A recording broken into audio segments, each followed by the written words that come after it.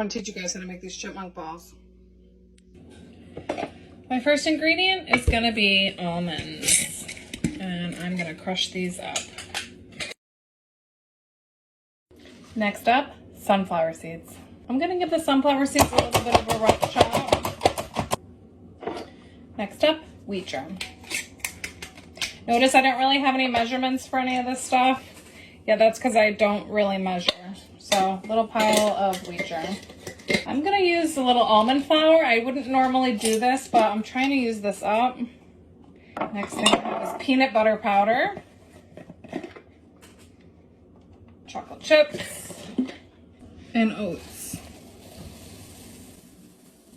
Mostly oats. I make this so often that all the ingredients are just right here. Next up is the wet ingredients, and that's going to be honey, syrup, and peanut butter. Maybe like 1/3 of a cup.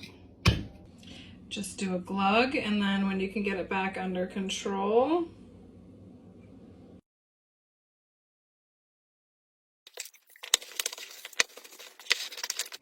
so you really can put anything that you want in these. They are really good with anything. Your favorite nuts, your favorite butter, and some treats. They're great with like craisins or just any kind of little dried fruits.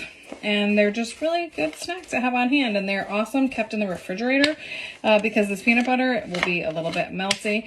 And so right now it's actually a good wetness. And like I said, I'm going to put it in the refrigerator and just let this set for a minute before I try to make balls. Because if not, it's like it sticks to your hand too much. And then the last part is just turn them into balls. Just force them together. And if they start getting too sticky from your hands, you can always put them back in the refrigerator if you need to.